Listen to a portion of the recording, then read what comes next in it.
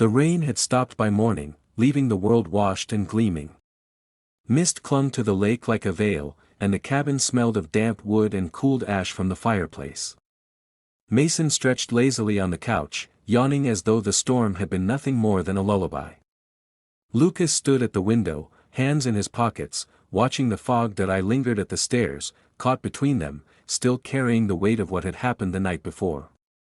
It wasn't just the storm, or the games, or the brush of Mason's hand against mine, it was everything. The silence between Lucas and me. The confession Mason let slip like a joke. The way my chest had burned when Lucas said he knew I noticed everything that we spent the morning as though nothing had changed. Mason insisted we row out onto the lake, and soon the three of us sat in a weathered boat, oars dipping into glassy water. He laughed easily, teasing Lucas for rowing too slowly, splashing droplets my way like a child. But beneath the playfulness, my nerves thrummed. Each accidental graze of a hand, each look that lingered too long, felt like a secret swelling inside me. By midday, we returned to the cabin, the quiet pressing in again. Mason disappeared upstairs to shower, leaving Lucas and me in the kitchen. He poured himself a glass of water, his movements calm, precise, yet I could feel his awareness shift toward me. "You've been restless," he said without turning. That I swallowed, unsure how to answer. "Maybe I just don't know where I fit in." Lucas finally looked at me, his eyes steady, piercing. "You don't have to force anything.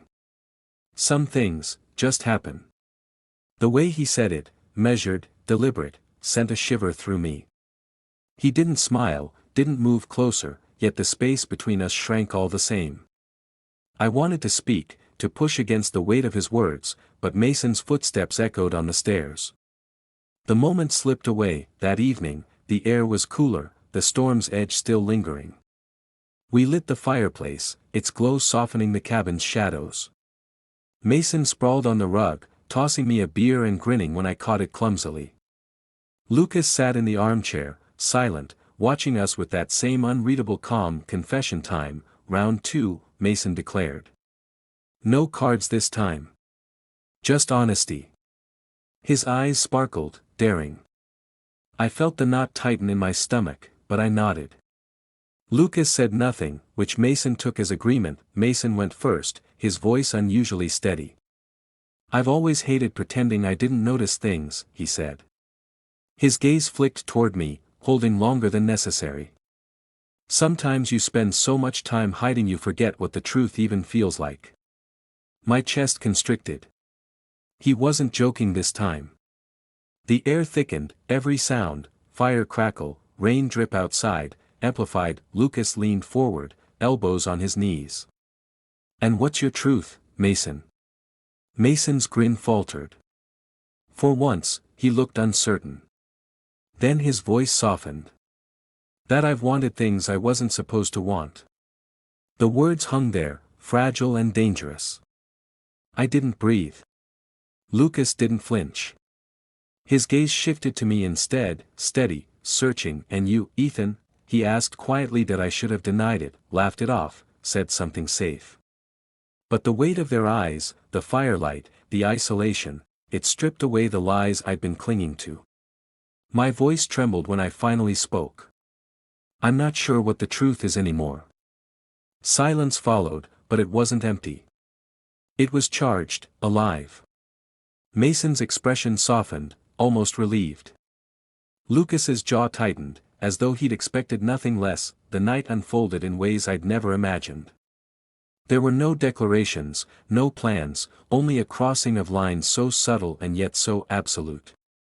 The touches came slowly, carefully, an arm brushing mine, a knee pressing closer, a hand lingering too long. No one stopped. No one named it. That I don't remember who moved first, only that the line between stepbrothers and something else shattered quietly in that dim-lit room. What followed was faceless, a blur of closeness and warmth, of tension breaking into release. The guilt was immediate, but so was the relief, like finally exhaling after holding my breath for years. When the fire burned low, Mason drifted to sleep against the rug, his chest rising and falling evenly. Lucas remained awake, sitting across from me, eyes reflecting the last embers. "This doesn't leave here," he said at last. His voice was calm, but beneath it, steel. That I nodded, throat dry. Of course. His gaze softened, though only slightly. Then we understand each other. Upstairs, I lay awake long after, staring at the ceiling. Mason's confession replayed in my mind. Lucas's warning echoed louder still. I felt both closer to them than ever and yet more isolated than I'd thought possible. The trip ended the next day. We packed in silence, the weight of what had happened pressing against the thin walls of the cabin. On the drive home, Mason hummed quietly, almost content. Lucas kept his eyes on the road, his expression unreadable. I stared out the window, the passing trees blurring into streaks of green and gold, my chest tight with secrets. By the time we pulled into the driveway, everything looked the same, the neat lawn, the tidy porch, the familiar house waiting for us. Yet nothing was the same. We stepped out of the car as though we were still the people who had left days ago, but the truth lay hidden between us, unspoken and undeniable. That I carried my bag inside, the sound of the front door closing behind me sharper than it should have been. For a moment, I stood there, listening to the footsteps of my stepbrothers as they moved through the house. To anyone else, we were still family, unchanged. But I knew that we all knew, and the secret we now shared would bind us tighter than blood ever could, dangerous, fragile, and impossible to forget.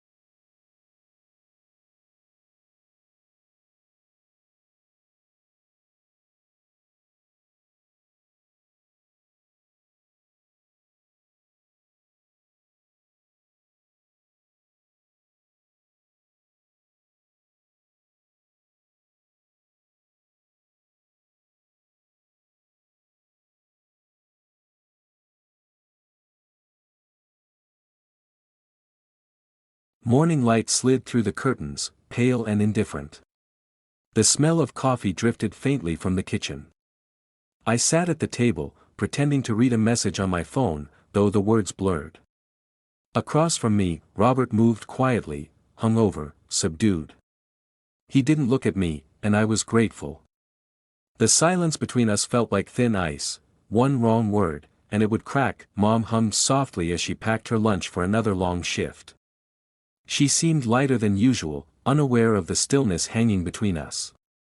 When she kissed Robert's cheek goodbye, he smiled, the practiced smile of a man pretending everything was fine. Then the door shut, and the house fell back into silence. That I tried to focus on my notes. I had a quiz coming up, but concentration was impossible. Every time I glanced up, I caught fragments of that night, the rain, the whiskey, the weight of his hand on mine. I told myself it meant nothing. I told myself it was just a moment of confusion, one that would fade with time. But memory doesn't fade when it's tied to guilt. You going to class? Robert's voice startled me. In a bit, I said. That he nodded, rubbing his temples. Sorry about last night. I was out of line. You weren't, I replied too quickly, then regretted it. He looked at me then, eyes tired, studying me as if trying to measure the truth in my voice. Still, he said quietly. Didn't mean to bother you. There was nothing else to say. I grabbed my bag and left early, walking faster than usual, like distance could erase what had happened. For a week, everything seemed almost normal. He went to work. I went to class. We exchanged polite hellos, nothing more. Yet under that surface civility, tension pulsed. At night, I could hear him moving in the living room long after Mom went to sleep, restless footsteps, the creak of the couch, the faint clink of a bottle. It was the following Friday when everything unraveled again. Mom had another double shift, and the house was ours alone. I was on the couch with my laptop, half watching a movie when I heard the door open. The air shifted. I didn't have to look up to know it was him. "Hey," Robert muttered, his voice hoarse. He dropped his jacket on the floor, his movements slow and heavy. The smell of whiskey was unmistakable. "Rough day?" I asked without thinking that he gave a dry laugh. "You could say that. Rough life, maybe." He stumbled slightly as he sat across from me, elbows resting on his knees. "You don't have to sit with me," he said, almost gently. "I don't mind." That was true. I didn't know why, but I didn't mind. Maybe it was pity. Maybe curiosity. Or maybe something darker that I couldn't bring myself to name. He leaned back, exhaling hard. "When your mom married me, I thought I could be better," he said. "New start, you know. Clean slate. But people like me, we don't get those." I hesitated. "You're not as bad as you think." He looked up sharply, eyes narrowing, not in anger, but in disbelief. "Don't say that, Ethan. You don't know me. I live here." "I think I do." His gaze softened then. "You're a good kid," he said again, like he needed to remind himself. "Always trying to fix what's broken." Something flickered in his eyes, something fragile. I felt it pull at me, dangerous and magnetic. I stood, pretending to tidy the coffee table just to escape the weight of his stare. "You should eat something," I said. "There's leftover pasta in the fridge." He smiled faintly. "You sound like your mother." The mention of her name hung between us like smoke. For a long time, neither of us spoke. Then he said, barely above a whisper, "She doesn't look at me the way she used to." I turned. "People change." He nodded. "Yeah. Maybe that's why I drink. Feels easier to blame the bottle than myself." The honesty in his tone caught me off guard. I should have walked away right then. Instead, I sat down again, closer than before. "You could stop," I said. "If you wanted to." He gave a small, humorless laugh.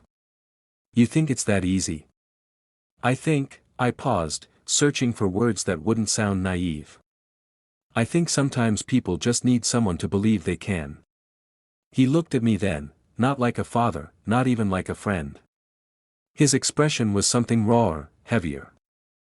I felt my pulse quicken. "Why are you always kind to me?" he asked. "I don't know," I said truthfully. "Maybe you should stop." I didn't answer. The rain began outside again, soft at first, then steady. He leaned back, eyes distant, lost somewhere between exhaustion and confession. "I shouldn't talk to you like this," he murmured. "Then don't," I said quietly. He gave a weary smile. "You sound stronger than you think." But his words trembled. His hand reached for the glass on the table, fingers brushing mine again. This time, neither of us moved away. "Robert," I said, but the name came out like a plea. He froze. For a long moment, we didn't move. The sound of the rain filled the space between us. Then he whispered, "You should tell me to stop." I couldn't. The air felt charged, every heartbeat amplified. His expression flickered between guilt and something unspoken, a battle I could almost see unfolding behind his eyes. He leaned closer, then stopped himself, gripping the edge of the couch like it anchored him. "I'm sorry," he said, voice breaking. "You don't deserve this. Any of it." He stood abruptly, pacing the room. "I need air." He moved toward the back door, the rain catching in his hair as he stepped outside. I sat frozen, every muscle tight, breath shallow. Part of me wanted to follow him, to say something, anything, that could rewind what had just happened. Another part of me stayed still, afraid of what might happen if I did. When he came back minutes later, his shirt was damp, his expression unreadable. He didn't look at me as he passed, just muttered, "Go to bed, Ethan." I nodded and rose slowly, my legs unsteadied at the hallway's edge. I turned back. He sat on the couch again, elbows on his knees, hands covering his face. The man looked broken, like someone who'd lost a fight no one else could see. "Good night," I said softly that he didn't answer that I in my room. The silence returned, but it wasn't the same silence as before. It had weight now, memory, and something close to shame. I lay awake for hours, listening to the faint sound of him moving in the other room, the scrape of his chair, the sighs between breaths. When I finally drifted toward sleep, one sentence echoed through my head, looping endlessly, refusing to fade, that he asked me to stop him, and I hadn't. The days that followed should have folded back into routine, yet they didn't. The quiet of the house returned, Clara's long absences continued, and my uncle's voice resurfaced only by phone, but the stillness felt different now. It was no longer neutral. The memory of Darius lingered like the aftertaste of something rich, impossible to ignore, no matter how I tried. That I told myself it was foolish. He was only a guest, a friend of Robert's, and his visit should have meant nothing. Yet I replayed the smallest details, the timbre of his laugh, the brush of his hand against mine, the way his gaze seemed to rest on me as though there were no one else in the world. That brief encounter had lodged itself deep within me, and I couldn't quite shake it. Clara, meanwhile, seemed even more distant. Her schedule had tightened, her conversations grew clipped, and our evenings together had dwindled to perfunctory exchanges about bills, errands, and deadlines. There was no malice in her words, no overt coldness, just absence, as though she was living in a parallel rhythm that barely intersected with mine. I wanted to tell her what I was feeling, to pull her closer, but each attempt faltered in the face of her distraction. One evening, as I was rinsing dishes, my phone buzzed. A text message from an unfamiliar number appeared on the screen. "This is Darius. Hope you don't mind Robert sharing your contact." My chest tightened. I stared at the message longer than necessary, unsure how to respond. My instincts split in two, one urging me to ignore it, the other leaning toward the dangerous curiosity I had been nursing since his visit. After several minutes, I typed back a simple, "Of course not. Good to hear from you." His reply came quickly. "I enjoyed our talk the other day. You free this week? Will be good to catch up, maybe grab a drink." I hesitated, my thumb hovering over the keyboard. Accepting the invitation felt reckless, but declining felt like denying something I already wanted too much. In the end, I chose a middle path. "I'll see what my schedule looks like." From that moment, my thoughts were consumed by the possibility of seeing him again. The ordinary tasks of my day became perfunctory, my attention drifting toward imagined conversations and the memory of his steady, confident voice. Clara noticed my distraction once or twice, asking if something was wrong, but I brushed it off with vague mentions of work stress. That a few days later, I found myself walking into a quiet bar downtown. The decision had not been deliberate. It felt more like surrender. Darius was already there, seated in a corner booth, his posture relaxed and his expression brightening when he saw me. "Ethan," he said warmly, standing to shake my hand before we sat down. "I wasn't sure you'd come." "I wasn't sure either," I admitted, attempting a half smile. The drinks arrived, but neither of us paid much attention to them. Our conversation began with easy topics, travel, work, my uncle's eccentricities, but gradually drifted toward deeper ground. Darius asked questions no one else had in a long time. What I wanted from life, whether I was happy in my marriage, what I thought about when the house grew too quiet. His curiosity wasn't casual. It was deliberate, probing, and I found myself answering honestly, even when I shouldn't have. "You ever feel like you're just existing?" I confessed, surprising myself with the bluntness of the words. "Like you're doing everything right, but missing something vital?" Darius leaned back, his eyes fixed on me with unsettling intensity. "More often than I'd like to admit. But the difference is when I feel that way, I chase what's missing." His statement lingered between us, heavy and charged. I shifted in my seat, acutely aware of how close his knee was to mine under the table. That we left the bar later than I expected, the night air cool against my skin. When we reached the corner where we would part ways, Darius placed a hand on my shoulder. The touch was casual in appearance, but it sent a sharp current through me. "I'm glad you came," he said softly. That I nodded, unable to form words. As I walked away, I felt his gaze on my back, and the weight of it followed me home. Clara was already asleep when I returned. I slipped into bed beside her, staring at the ceiling, the smell of Darius's cologne still clinging faintly to my shirt. I closed my eyes, but instead of Clara, it was his face that filled my mind. The following days unfolded in the same disorienting rhythm. Darius and I exchanged messages, each one careful on the surface, but charged with unspoken undertones. He had a way of turning even simple words into something intimate, something that reached past the walls I had built around myself. I tried to limit my responses to keep things platonic, but the effort was hollow. Every message left me wanting more. One afternoon, he suggested stopping by the house again.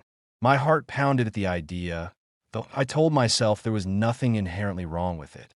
After all, he was my uncle's friend. But beneath that rationalization lurked the truth. I wanted to see him, wanted the space of the house to feel alive again in the way it had when he first sat in the living room across from me. When he arrived, the same quiet tension took hold, thickening the air around us. We spoke about ordinary things, music, books, the frustrations of daily life. But every word seemed to carry a second meaning. Every glance stretched just a little too long at a T1 point. I stood to adjust the blinds, and when I turned, I caught him watching me. Not with idle curiosity, but with an intensity that made my breath falter. Our eyes locked, and the silence stretched until I broke it with a nervous laugh. "What? Nothing," he said, though his smile betrayed him. "Just noticing." I sat back down, pretending to focus on the conversation, but the atmosphere had shifted. Every movement felt deliberate, every exchange edged with possibility. That be why the time he left that evening, I knew something irreversible had begun. The boundary between friendship and something more was thinning, unraveling strand by strand. As I closed the door behind him, I leaned against it, my pulse racing that I told myself I could still stop this, that I could let the silence return to its old, neutral shape. But the truth was clear. I no longer wanted the silence. I wanted the charged air, the quickened heart, the dangerous pull that Darius brought with him. And for the first time, I admitted to myself that I was already too far along to turn back. The summer that followed arrived without warmth. The house felt hollow, as though the walls themselves remembered what we'd done and refused to echo back our voices. Robert went to work every day and came home sober now. The smell of whiskey no longer lingered in the air, but the quiet it left behind felt heavier than before. Mom didn't notice the change for what it was. She thought his silence was recovery, not regret. She smiled more, spoke about future plans, about repainting the house or maybe taking a trip when she could get a few days off. I nodded at the right moments, pretended I shared her hope, but each word was a reminder that I didn't belong in that house anymore, that I'd been accepted to a summer research program at a university in another state. It was only 3 months, but when I told Mom, she beamed with pride. "That's wonderful, honey," she said, hugging me tightly. "This could be a great opportunity." Robert just nodded, his expression unreadable. "That's good, Ethan," he said quietly. "You'll do well there." His voice didn't tremble, but I caught the faintest trace of relief in it, like a man being pardoned from a sentence he'd already begun serving. The night before I left, I sat on my bed surrounded by half-packed boxes. The lamp cast a soft glow over everything: books, folded clothes, the same photo Mom insisted on taking of us last Christmas. I picked it up. In the picture, Robert had his arm around her shoulders, smiling faintly. I was standing beside them, forced grin and stiff posture, the perfect family portrait of a truth we didn't deserve. A soft knock interrupted the silence.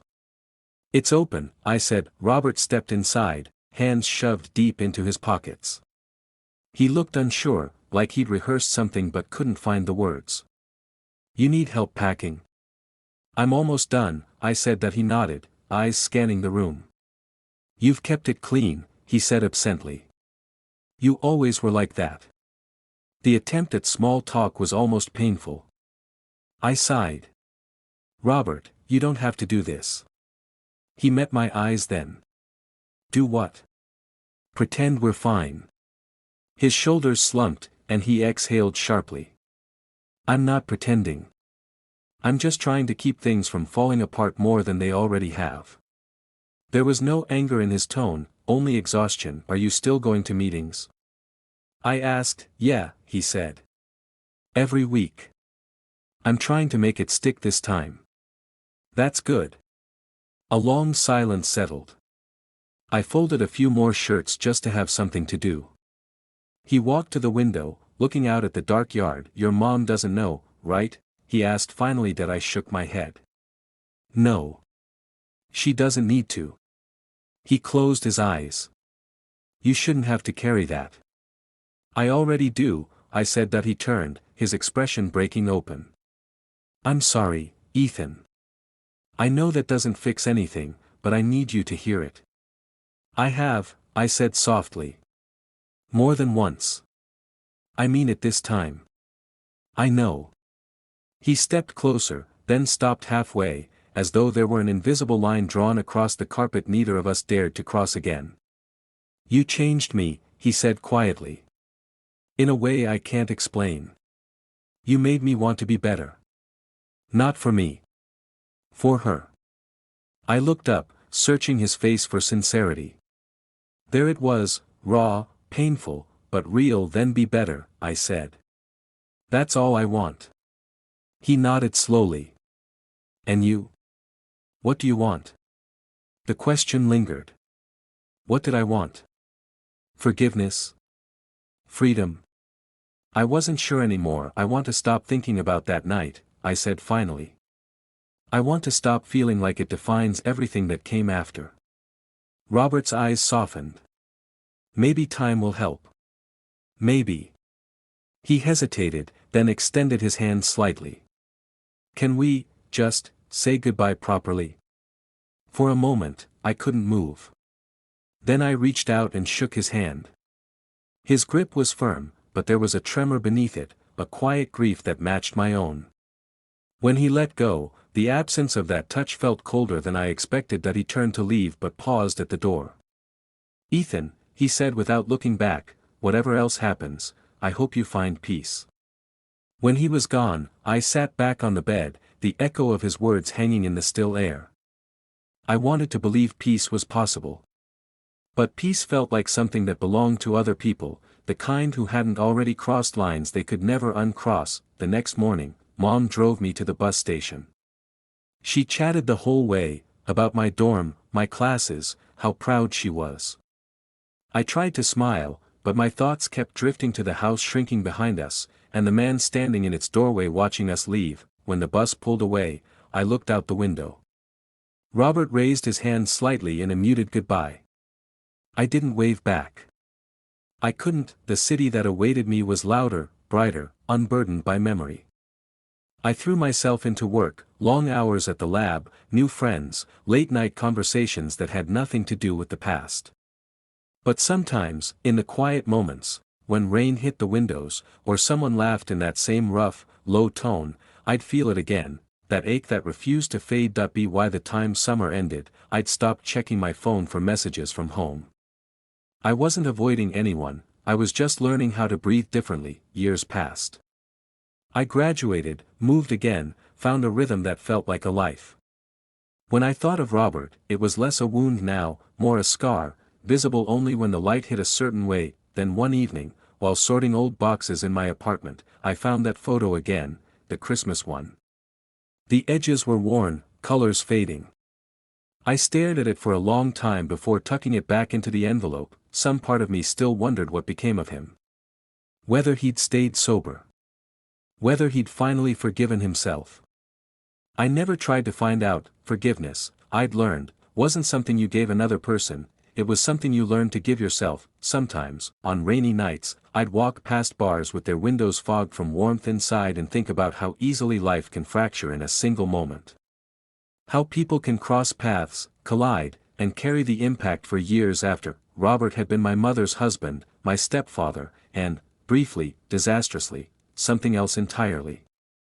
But he was also a man lost inside his own loneliness, trying to crawl out of it the only way he knew how. And me, I was a boy who mistook empathy for love. The last time I ever thought of him clearly was one of those rainy nights, the streetlights flickering gold across the wet pavement. I caught my reflection in a storefront window and saw a stranger, older, steadier, quieter. For a moment, I could almost forgive the boy I had been. Some stories don't end cleanly. They just fade, like echoes swallowed by distance, like rain absorbed by earth, and in that fading, there is peace.